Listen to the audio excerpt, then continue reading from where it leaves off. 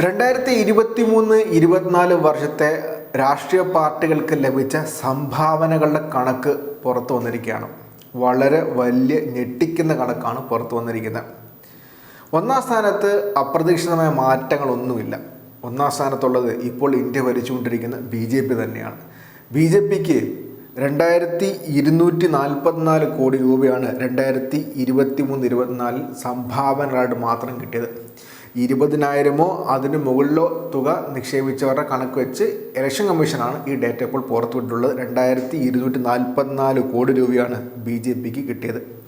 അത് corporate donation അടക്കമുള്ള ഉണ്ട്, പിന്നെ ഇൻഡിവിജ്വൽസിൻ്റെ ഡൊണേഷൻ ഉണ്ട്, ട്രസ്റ്റുകളിൽ നിന്നുള്ള ഡൊണേഷൻ ഉണ്ട്. അങ്ങനെ 2244 കോടി രൂപയാണ് BJPക്ക് സംഭാവനയായി കിട്ടിയത്.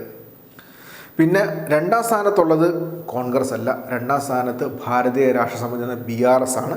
കോൺഗ്രസ്സിന് 2023-24 288.9 കോടിയാണ് കിട്ടിയത്. അതിന് തൊട്ട് മുമ്പത്തെ വർഷം 80 കോടി മാത്രമായിരുന്നു. അത് വെച്ച് നോക്കുമ്പോഴത്തേക്ക് 3 ഇരട്ടിയോളം വർധനമുണ്ടാക്കിയെടുക്കാൻ കോൺഗ്രസ്സിന് സാധിച്ചിട്ടുണ്ട്. പക്ഷേ BJPയുമായിട്ട് കമ്പയർ ചെയ്യുമ്പോഴത്തേക്കും അതൊരു വലിയ കണക്കല്ല. മാത്രമല്ല, ഇതിനു മുൻപേ നേരത്തെ ഇലക്ട്രൽ ബോണ്ട് എന്നൊരു പരിപാടി ഉണ്ടായിരുന്നു. അത് CPM വ്യക്തമായിട്ട് കോടതി പോയതിൻ്റെ ഭാഗമായിട്ട് ഇലക്ട്രൽ ബോണ്ട് നിയമവിരുദ്ധമാണെന്ന് സുപ്രീം കോടതി കണ്ടെത്തുകയും അതിൻ്റെ അകത്തുള്ള ഡേറ്റ പുറത്തുവിടുകയും ചെയ്തിരുന്നു. അതിനു മുമ്പായിട്ട് സംഭാവനയായിട്ട് 723 കോടിയാണ് BJP ലഭിച്ചെങ്കിൽ ഇപ്പോൾ ഈ വർഷം അത് 3 ഇരട്ടി വർധനമാണ് ഉണ്ടായിട്ടുള്ളത്.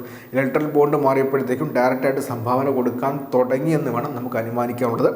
അതുപോലത്തെ ഒരു നീക്കമാണ് കോൺഗ്രസിൻ്റെ കാര്യത്തിലുണ്ടായത്. കോൺഗ്രസിന് 80 കോടിക്ക് അടുത്ത് മാത്രമായിരുന്നു 2022-23 ലഭിച്ചത്. 23-24 ആയപ്പോഴത്തേക്കും അത് 288 കോടിയായിട്ട് വർധനമുണ്ടായിട്ടുണ്ട്. 3 ഇരട്ടി വർധനവ് കോൺഗ്രസിനും ഉണ്ടായി, BJPക്കും ഉണ്ടായി.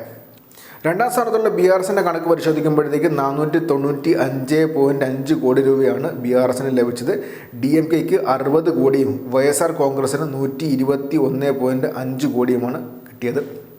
എന്നാൽ അതിനൊപ്പം തന്നെ ചേർത്ത് പറയേണ്ട പ്രധാനപ്പെട്ട മറ്റൊരു കാര്യം എന്ന് വെച്ച് കഴിഞ്ഞാൽ, ഇലക്ട്രൽ ബോണ്ടുകളിൽ നിന്ന് ലഭിച്ച തുക തന്നെയാണ് ചില പ്രാദേശിക പാർട്ടികൾ അവർ 2023-24 സംഭാവന നിലയിൽ കണക്കാക്കി വീണ്ടും അവർ വ്യക്തമായിട്ട് ഡേറ്റ കൊടുത്തിട്ടുള്ളത്.